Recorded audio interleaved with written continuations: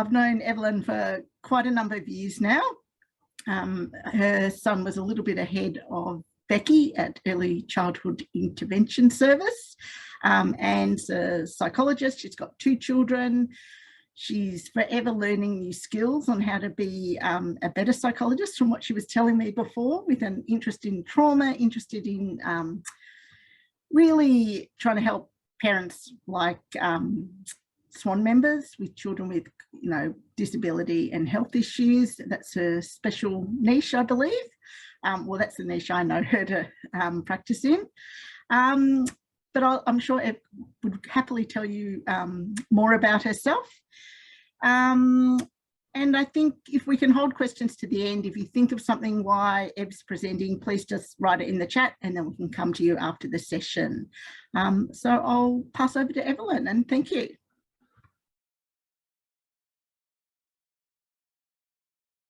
Unmute myself to start with. So it's nice to see your faces. I've got you on gallery view at the moment, and I was asking Heather whether you know each other, but it sounds like people are really scattered right across Australia. So I suppose you might be meeting each other for the first time, or perhaps if you're in the same city, you've met someone before. And I just, even though we are scattered and we've been in our homes and a bit more isolated, notice the faces and the smiles of each other on here, so we can be a little bit socially connected in our shared experiences. As Heather says, I do have a son with a disability. He's actually 19 now, and he's been out of school for 2 years. He'll be 20 at the end of the year, and what a journey it's been. So yeah. So I suppose I will share my screen now, and I suppose that means the little icons, the faces, will move to the side. Now I can only see Heather. I'm just gonna see. I just have to move the little. Maybe if I move that, it might be better down there. I think I just want people to see the whole slide. And then if I tap through that. Oh, sorry. Let me just find my way around this. I don't know why that's doing that. Take your time. Okay, tab. Someone's in the waiting room. I think I've just let them in. Right, escape. Sorry, I'm just going to stop share for a sec and bring this up. See, I can tab through it now while I'm not sharing.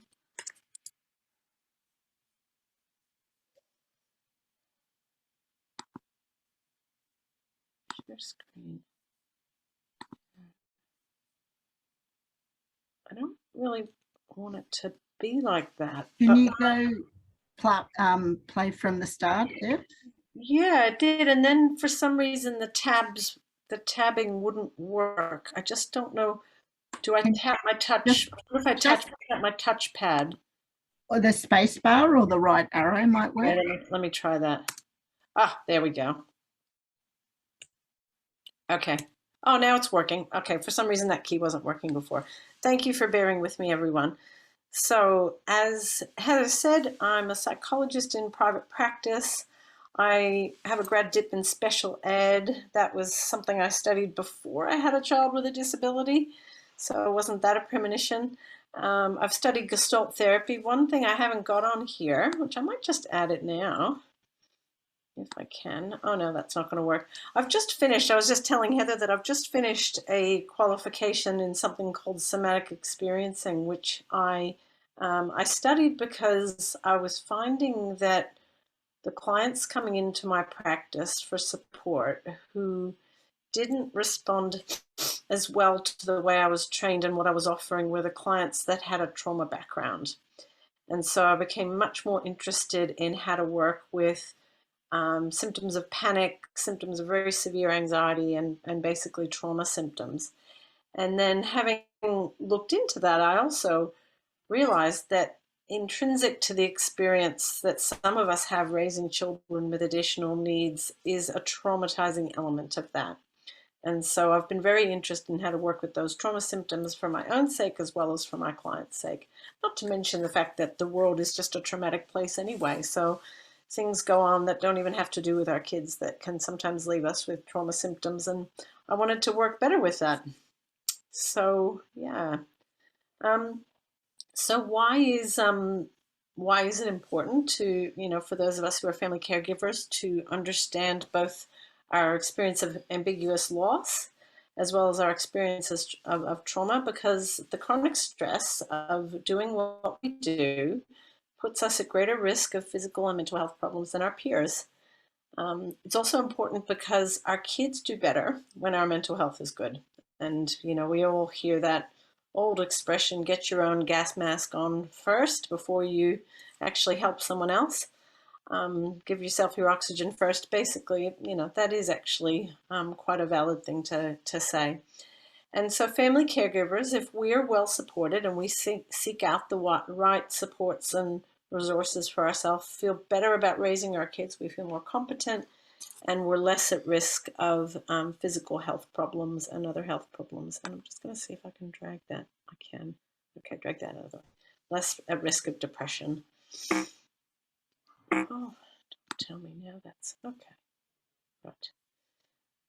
So I was saying to Heather that this is a presentation I've been giving in one form or another for many, many years. It started with a presentation on ambiguous grief. So how is the loss experience of having a child with a disability different from other loss experiences? And then I incorporated the sort of trauma element of it. And as I was rereading this presentation ahead of today, I realized that what I've learned recently kind of means that one of the things I haven't incorporated into this is to really encourage the audience to be aware of what's coming up as you hear me talk about the material.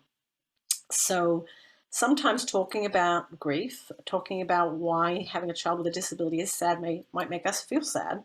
And I just encourage you as kind of listeners and observers of this presentation to just notice what's coming up. Notice how you're feeling as I talk about it so that you can actually support yourself. And sometimes talking about the trauma elements of this might also promote some trauma responses in us as we listen to it. I mean, I even noticed that as I was writing this, but I was also aware of really having a desire to actually support my own nervous system, to stay really well regulated myself while I did this and do what I know is good for me. So I just want to encourage you as listeners and observers to do that, to notice what's evoked in you as we talk about this stuff, what you notice in your body and what you notice outside your body. And the reason why I kind of got people to kind of look at the faces on the screen is that one thing that can support us is our social connectedness. So our sense of belonging, especially in a group that you've sought out to get support. So I wanted you to see the faces of the other people who are attending and just notice what it feels like to actually be part of this community. This community that's supported by our wise and competent friend, Heather. And just notice what's different about sort of recognizing that we are connected and that we've joined in this group together to find out more, to find out things that can help us. And just see if anything comes up that helps you to feel a little safer inside your body. Maybe you exhale a bit more deeply, or settle a little bit more. Everyone is probably sitting down. Could you let the chair underneath you support you a little more? We've all come in to this evening from whatever kind of a day we've had. We may have had all kinds of things go on, and you're here at this meeting, but this could also be a place where you relax a little bit. Perhaps someone in your family is giving you a bit of space so you could attend this. Okay. And just think about what supports you. Is there a dog at your feet or a cat curled up nearby? Have you eaten something that's yummy? Is your belly full? And I thought about soft materials, so I thought about my Udi. Mind you, my Udi's a little hot for me now because I'll get the old hot flash now at age 54. And hand cream, I've got that too. So maybe as you're sitting here during this time, even though you've got a laptop or an iPad open, just also think about what might soothe you or support you that's available right in this moment. It might just be to sit back a bit more deeply, reach out for your pet if your pet's nearby, get your favorite slippers. So I just really want to encourage people to just be oriented towards soothing and support while we talk about what makes our lives hard, because that is partly what it's about. So Heather asked me to talk about something I've talked about for as long as I've given this presentation, and it's called ambiguous grief. So when our children get their diagnoses, we experience a loss, but what is lost is not really clear. So we don't really know what this means, even for me with something that had a clearer name, autism, intellectual disability. I didn't really know what that was going to mean for my then 3-year-old.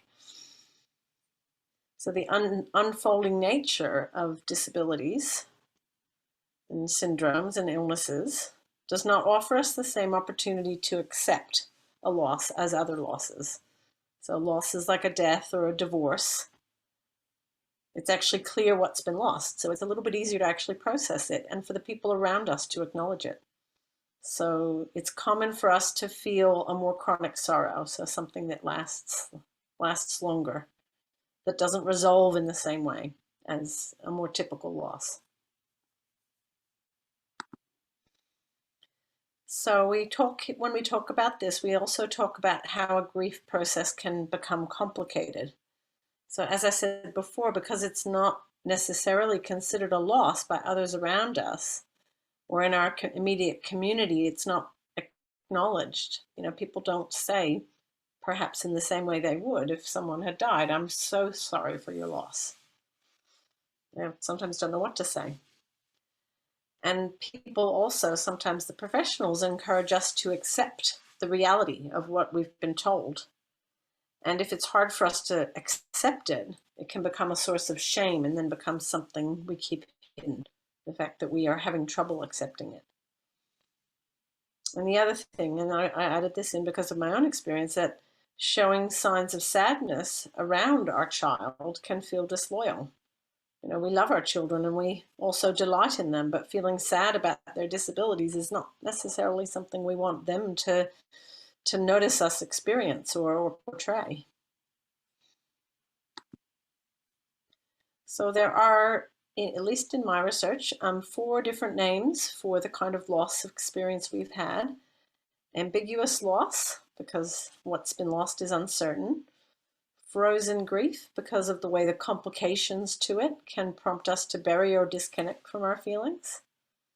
Disenfranchised grief, because of the ways often family members of someone with a disability are not afforded the same rituals that a community normally uses to acknowledge a loss. And complicated or complex grief, because the array of feelings we have can be quite contradictory and we don't proceed through a natural process of resolution with them.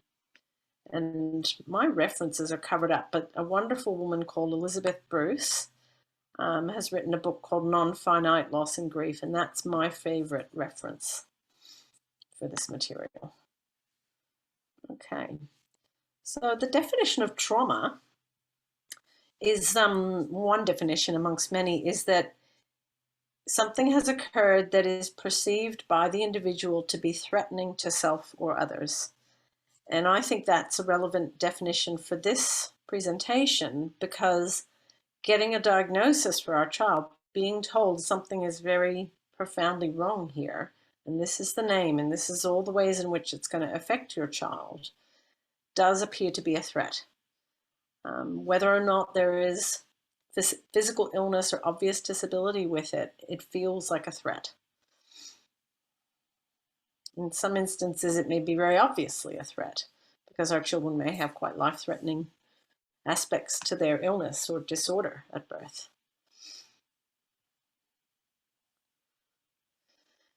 So many of us who care for someone with an illness or disability have been exposed to things like a birth that had lots of risk, health problems, invasive operations and treatments. Some of our children have had more accidents. Some of our children, like mine, wandered and got lost a lot when he was little.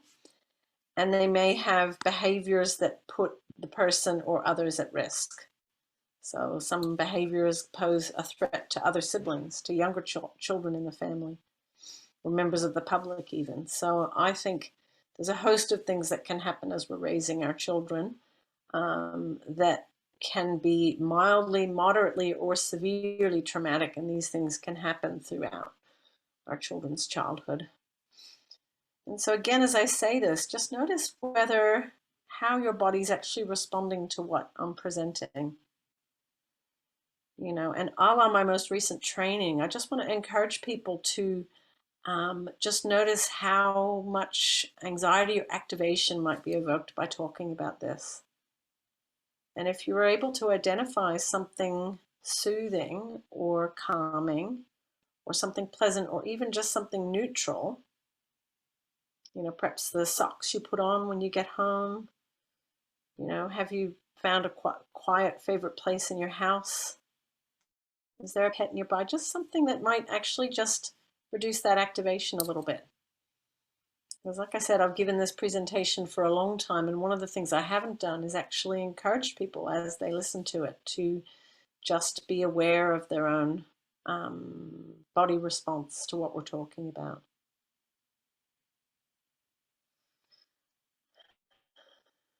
And another way to actually support ourselves is also to go at a pace that allows our nervous system to catch up to what we're doing.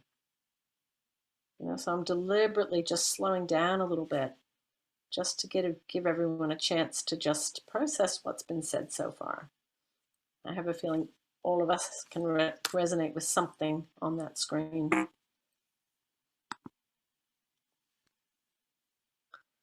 So signs of trauma, which might be present to us now or might not be, include panicky feelings, as well as the opposite end of that spectrum, which is a kind of passivity or a collapse. So some people manage the arousal of their environment and the kind of arousal of what goes on in their lives by actually withdrawing and becoming smaller, more withdrawn, less activated. And they stop responding as much to what's going on. Changes to thought and mood, so not feeling like your usual self. Maybe since all of the stuff you've gone through has started, you don't feel like the old you or the you recognize. You can have intrusive thoughts, so things we can't stop thinking about. Or become avoidant, so not wanting to talk to anyone about the problem, or finding ways to be numb. Alcohol or going online, and Heather's sitting right down there next to the alcohol. That's completely accidental. People also tend to know about fight, flight, and freeze. So the fight response, if we're having that as women, sometimes it looks different to how it does in men. Irritable, angry, defensive, or blaming. Doesn't have to be physically aggressive. A flight response is, again, it's that withdrawal. So it might be refusing offers of help, not wanting to talk about stuff, becoming avoidant, closing down connections. And a freeze response tends to be a sort of more immobilized, not being able to find your words. And when we have a trauma response, our frontal lobes go offline. And our frontal lobes, that's our prefrontal cortex. That's the part of our brain that's actually responsible for our executive functioning, some of the difficulties some of our kids have. So concentrating, memory, planning, judgment, difficulties regulating emotion, can also impact on immune function and put us at risk of inflammatory diseases as well, such as diabetes, chronic fatigue, irritable bowel, all those sorts of things.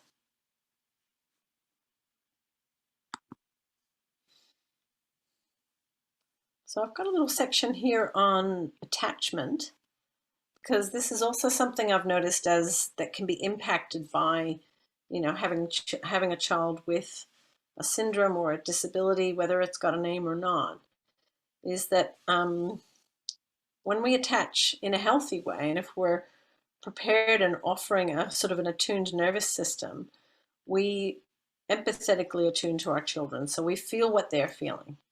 So when a baby cries, our arousal goes up at the same time. We orient toward it, we're ready to respond.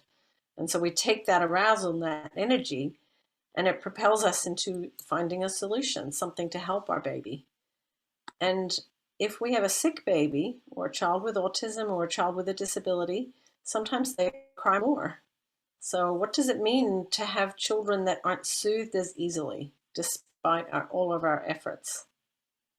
Or if our children have become very withdrawn or unresponsive to our efforts to draw them out. And so we might be prepared and available for a healthy attachment to our child, but if it's difficult for us to actually address our children's needs, in my opinion, that has an impact on our experience of attachment to our children. So it may not mean that what we're offering them is not what they need, but it's that experience of attachment that we can have with a child with a disability is impacted a little bit on by their response or the response they don't give. Yeah. So we have normal impulses to attach to our children that don't get reconciled in the same way. So there's not sometimes, this was true for me, the same kind of sense of satisfaction out of wanting to feel attached to my child, who could be quite withdrawn as a young child.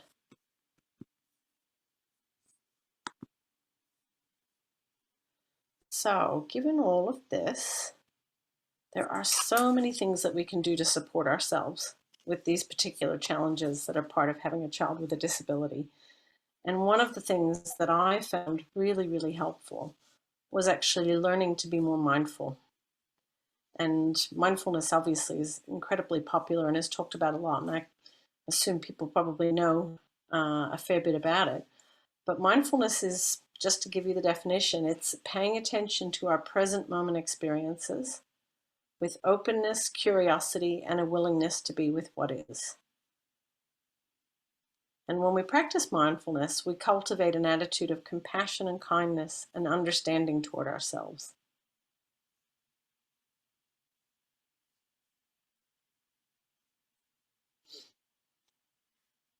So again, as you're sitting here, just notice what it's been like to sort of hear something that may or may not pertain to you talked about. What's being evoked in you right now? Are you glad to hear someone finally describing this? Is it, thank goodness? Or, is it like, oh gosh, all of those hard things, I'm hearing them described, and, kind of hits home a little bit, the seriousness of it. And if you're being mindful, it's like you're just able to notice what's being evoked, what's there right now, however it is you're receiving this. Maybe you're thinking about something you want to eat afterwards and you're ready for it to be over. But whatever's there is absolutely fine. So in mindfulness, we just notice that and allow it to be. And so mindfulness, if we're practicing it, includes mindfulness of thoughts, mindfulness of emotions, mindfulness of body sensations as well.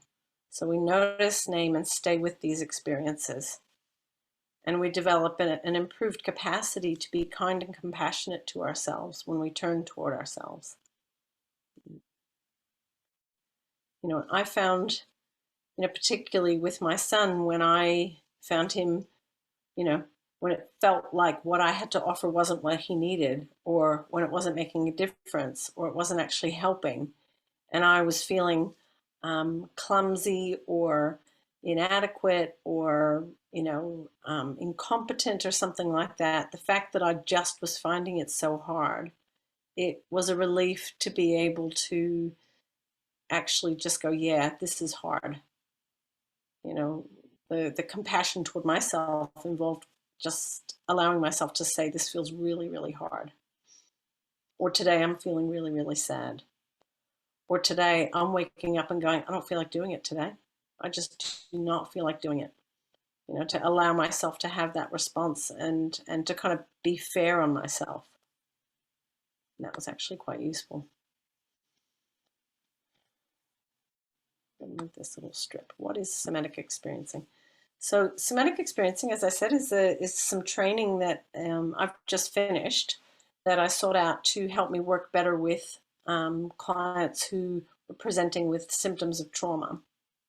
And like mindfulness, it's also a framework that involves working with the felt sense, our felt sense in the present moment. And when we build a somatic awareness, we learn to better recognize the signals coming up from our body that were activated. And what I mean by that is triggered or aroused or anxious or more regulated.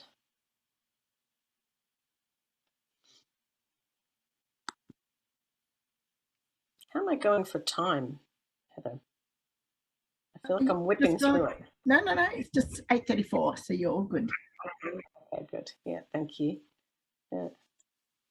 So when we're somatically aware, what we discover is our nervous system's innate capacity to re-regulate following trauma. And this is one of the things I just have loved most about the somatic experiencing, is that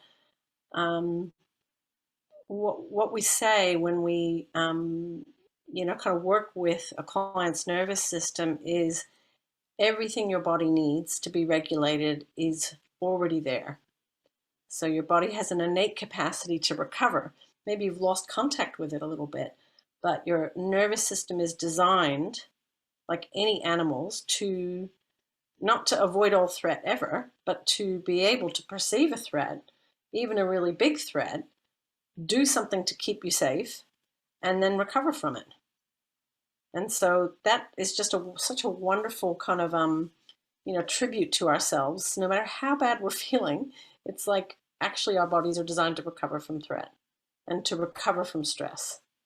So when we're somatically aware, we become better at honoring the activities, the experiences, and the relationships that are available to us that foster our regulation. We get better at actually honoring and orienting toward the things that are good for us and saying, this is what I need to be well. And we also get better at setting personal boundaries in order to stop or limit the impact of experiences that are dysregulating. And so some of the stuff that we encounter every day, like in parenting our kids and raising our kids, we don't have so much of a choice about. But there's other things that we maybe might recognize aren't so good for us, and we need to have less of them.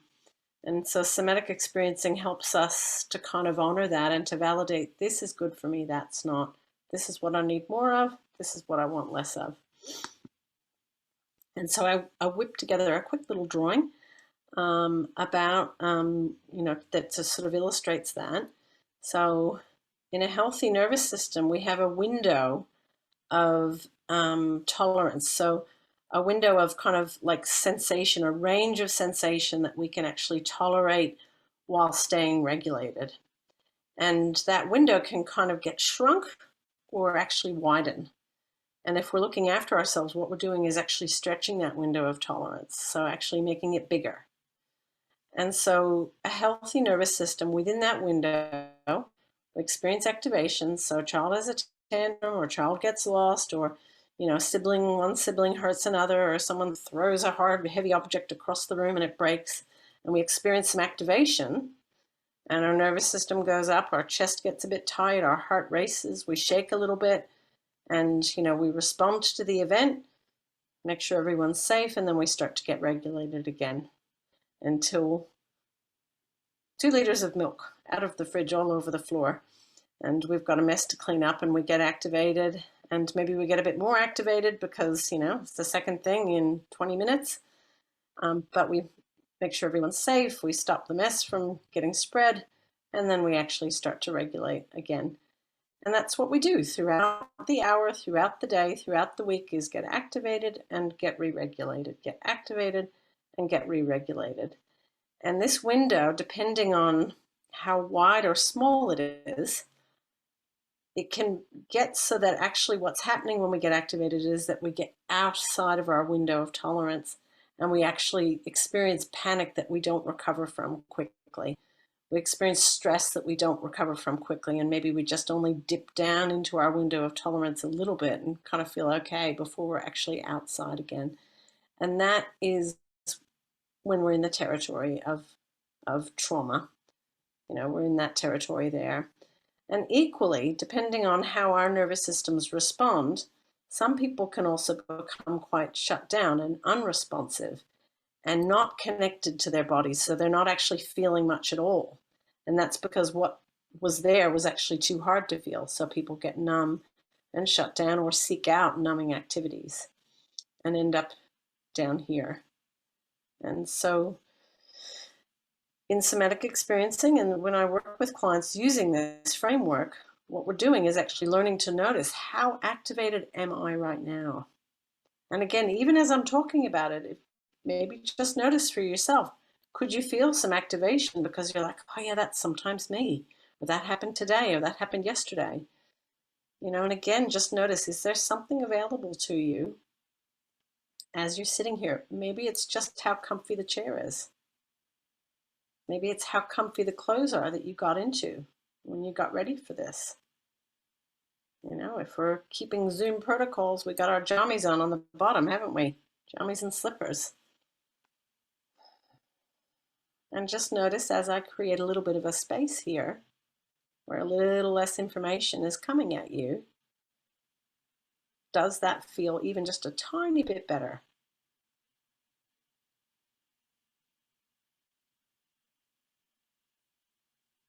You got a warm cup of tea there that you're enjoying, or can you just feel the last sip of tea you had if the tea's gone? And just notice whether your breath changes, whether as I slow down with the information coming at you, new information, whether your nervous system starts to regulate again. Because if it does, even just a little bit, again, that innate capacity that your nervous system has to respond to the good stuff, it's alive and kicking no matter what else is going on. That capacity to repair is there.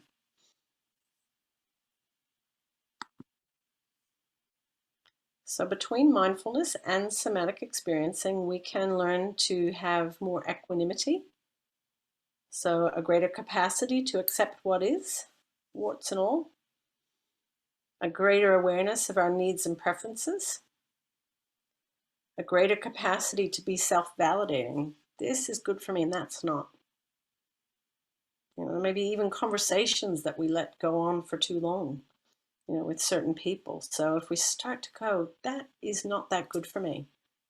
We might just start to honor our capacity to limit things that aren't good for us and honor our preference to sort of have more of something else.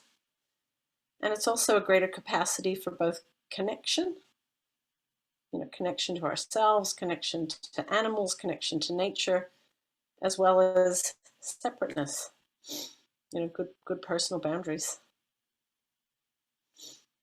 And that, I think, might be the end. Yep, there's my references. So hopefully that timing's good. That was great. Thank you. Ev, are you happy to stop sharing your slides? Yep, okay. Stop sharing. There we go. So you covered a lot: mindfulness, validating your feelings, semantic experiences, and we'll open the floor to questions. So if you'd like to ask a question, please just take yourself off mute, and there is a little raised hand function in Zoom, or you're welcome just to use the old-fashioned way and put up your hand. Oh, don't be shy. Well, while you're all thinking, I will ask a question.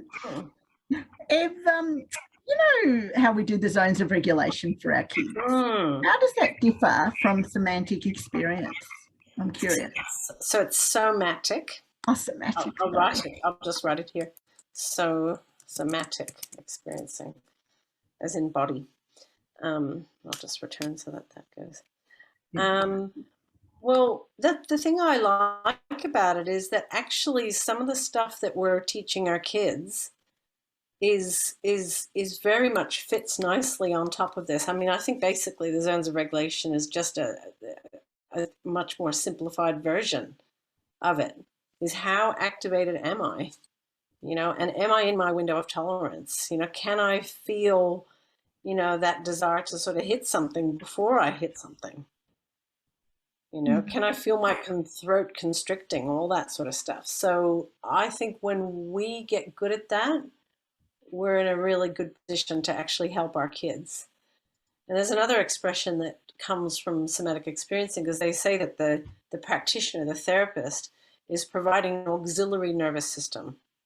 So for a client or our child, if we provide a well-regulated auxiliary nervous system, so we're able, with our body's tension or lack of it, with our sort of slow, even breath, we're able to actually show our children and give them something to regulate too.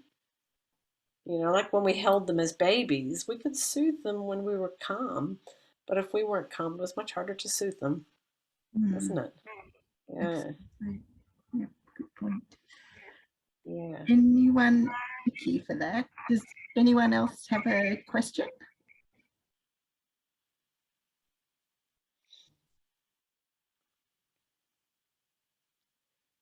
I mean, there's another, I'll just talk since no one else is talking. There's another way of describing kind of somatic interventions when we as therapists offer them to our clients. We call them bottom-up interventions rather than top-down. So if I worked cognitively with you and, you shared a belief you had about yourself or your child or your family or your life or something like that, that was kind of skewed and quite negative. If I was working cognitively with you, and I sort of got you to notice that you were like using a lot of negative self-talk, that would be a top-down intervention. It's like, let me see if I can develop a more adaptive thought. And if I develop a more adaptive thought, maybe I'll start to actually feel a little different. And there's something in that.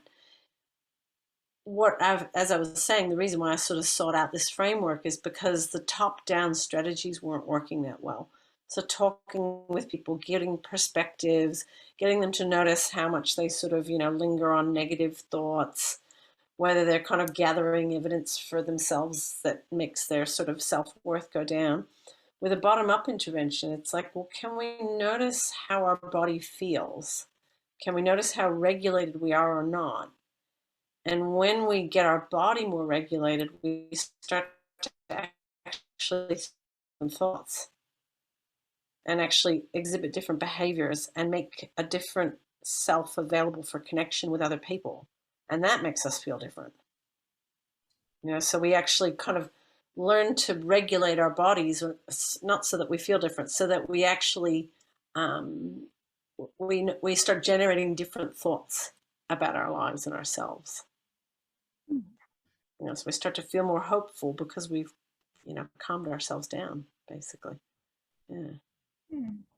Interesting. I'm certainly going to think more before I yell at my daughter next time. Try and get my emotions under control first. We've got a question from Kate. Oh, great. Hi, Evelyn. Thank you so much for that presentation. The self-regulation or the sort of auxiliary nervous system really related to me.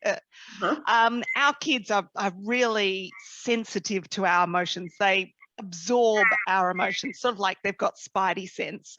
And I value your thoughts on the difference between self-regulation and suppressing your emotions. It's kind of like, if our kids are, I don't know, doing something or have done something like that 2 litres of milk you talked about, it's all like, grit your teeth, I'm calm. And yeah, I'd value your thoughts on suppressing versus self-regulating. Well, I mean, I think of, Kate, did you know your camera was off? I was just wondering if you minded letting us see your face. No, I turned it. Oh, sorry. Here we are. Okay. Yeah. I just wanted to look at you. I've got my hoodie on. So when you talked about the Uggs and hoodie on the bottom, well, I've got it on the top too. I'm so glad you do. So I think that suppressing of course, we want to, I think some of what you're describing is like inhibiting the response that we would like to give when we're really stressed and there's suddenly yet one more mess. Um, Obviously, that's a good thing and it's protective for our kids. I sometimes used to kind of ask myself, how do I want to do the next moment? You know, how do I want to do the next moment I get a choice? And I suppose just stopping ourselves from yelling or stopping ourselves from kind of, smacking the table or, um, whatever else we might do that we don't want to do is different to regulating ourselves. And, depending on how far we're trying to come down, or how much is going on, because the thing is, the world doesn't stop actually turning. And, another definition of trauma is too much too fast. Like there was just so much too fast when I was raising my son. That sometimes it takes more time to regulate. But, it kind of, to me, it's about getting savvy about what can I do in a moment that's going to help me just a little bit. And when the big windows of opportunity open up once our kids are asleep or they've gone off to childcare or someone's giving us a break, or, our child's finally absorbed doing something on their own, like really kind of getting ourselves much more regulated so that the threshold we're coming from when the next thing happens is lower is, is kind of what we're after. So, I mean, I think your question was, what's the difference between getting regulated and suppressing? Yeah, there's a big difference. There's a Yeah. big difference. Inhibiting responses that we don't want to have is a fantastic thing, nothing against that. But yeah, we want to have the capacity to, give ourselves some kind of medicine, and that the little moment where we go outside, where we look at something in our yard that gives us pleasure, where we, find the dog because the dog's the one person we've got a really uncomplicated relationship with, that is our medicine. And we should be doing as much of that as we can. And actually also kind of going, how can I tell that this is good for me? Yeah, thank you. Thanks for that. Yes, our kids really know the difference between real calm and fake calm. Yeah, they can tell if we're faking it. Yeah, absolutely. Yeah, yeah. Just out of curiosity, how did people respond when I slowed down the presentation and just slowed the pace at which I was talking? Okay, good. One thumb up. Good. Yeah. It was almost like setting at the heart rhythm, so, sort of bringing us or bringing me down from heightened stresses, kind of having that rhythm. My favorite teacher, I had 3 over the 3 years, and my favorite teacher was this woman from Canada who, she delivered all of our training at a pace that was about like this. And I just loved it. I really loved it. I think the faster we talk, it's like there's more urgency we're conveying. Yeah, I think our lives are so stressed that we are in this heightened state. Ant, you've got a question for Ev. I'm following in Kate's footsteps there with the hand. Yeah, Evelyn, I just was interested in ambiguous grief and how you might help parents or carers to conceptualize that when there's such a cloudiness around it. And I guess a twofold question, how when other people might not understand that sort of grief, how you might validate the experience. Yeah, that's great question, Anne. Thank you. Really, I mean, I think even just by saying it's ambiguous, I mean, I think the word I've kept using over all these years is unfolding. is that it's, the reality of what this means is going to unfold over a long time. And so, it may be that my sadness reemerges, and like Heather and I were talking about how it comes and bites you on the bum when you least expect it. And I spoke to Heather about that, and then had a phone call with someone later that day who pretty much said the exact same thing. It catches me unaware. And I think when we've actually used a term like ambiguous grief or having an unfolding experience, it means that that's okay, that isn't wrong, and I think it's easy for a wave of sadness that's come unexpected, maybe when our child's not really even particularly doing anything wrong, but somehow the fact that their trajectory is different, where there's an opportunity they won't have, becomes clear to us. They may not be upset about that at all, but in that moment for us, suddenly there's this wave of sadness. And I think just having that conversation means, we can actually kind of, at least to ourselves, say that's okay.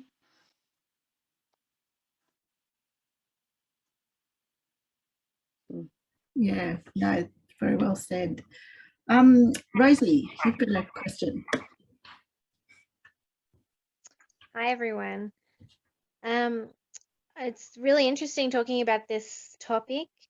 I find it pretty hard sometimes because my kids have got a progressive condition, and so it just never goes away. Like, it's like Evelyn said, always unfolding. Like, there's always a new component that I have to work through. So I find my way of managing is really just to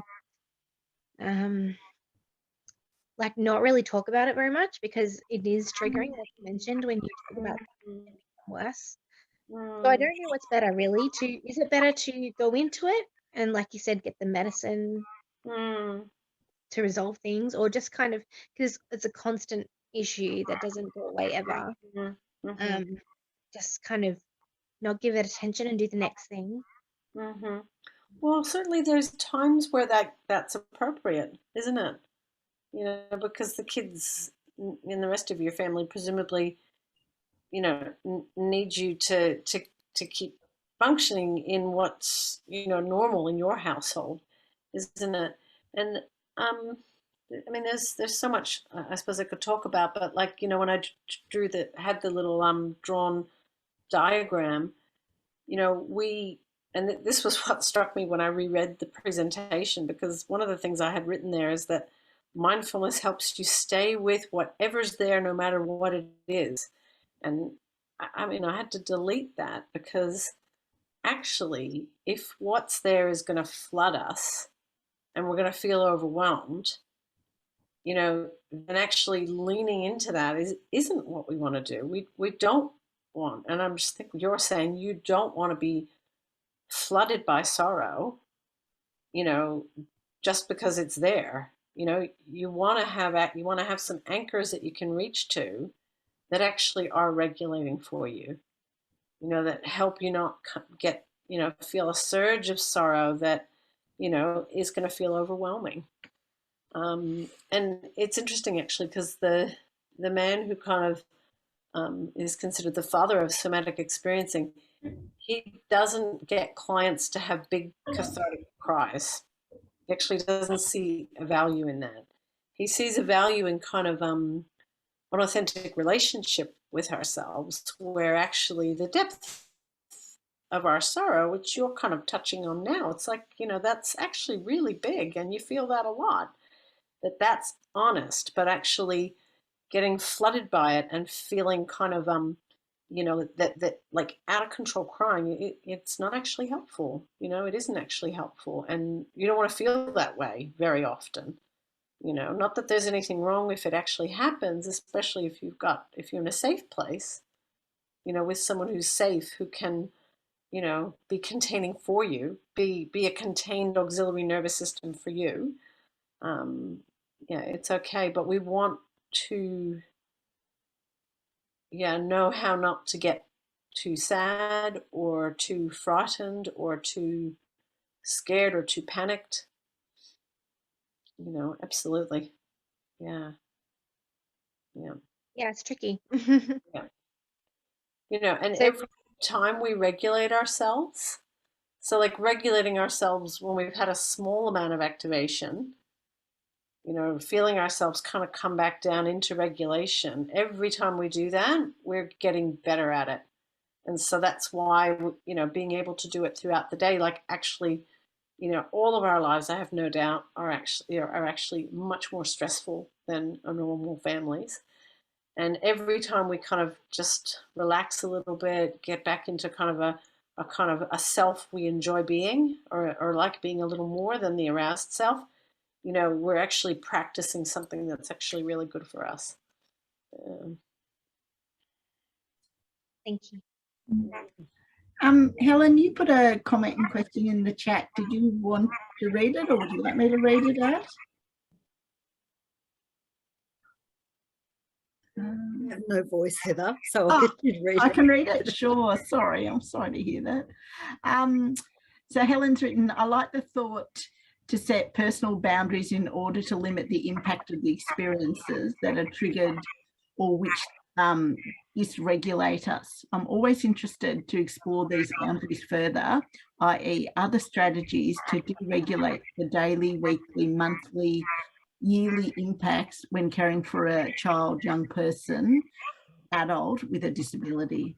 Yeah.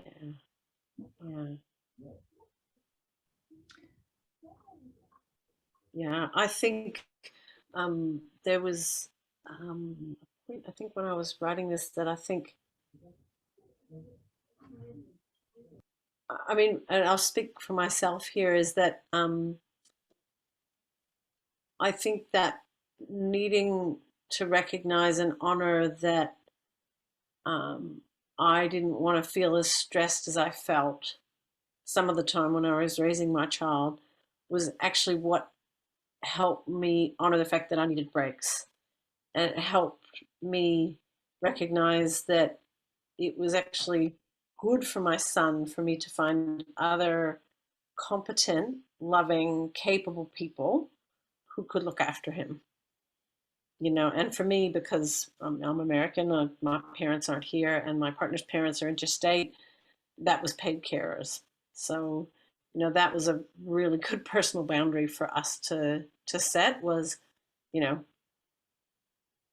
needs to be with other people besides us sometimes who are really safe, really capable, really competent, really good for him. And they were almost too good. He sometimes didn't want to come home. So, and he still doesn't. At 19, he's kind of like, loves his carers in their 20s who now take him out to the pub to see live music. And we're super boring compared to them. You want your children to be independent, but it's hard when they don't want you around. Does anyone have any more questions for Ev? If not, does anyone have any final questions? No? Well, please join me in thanking Evelyn for her presentation. I certainly feel a lot calmer after listening to it because I'm a very busy person. So it's good to have, some strategies in place. And especially my daughter has some very challenging behaviours at times. So I will certainly think about regulating my own emotions a bit more before I start yelling, getting myself calm. So thank you. You're most welcome. It's been a real pleasure. And thank you for turning your cameras on to say goodbye. It's nice to see everyone's faces and look forward to seeing you around. Yeah.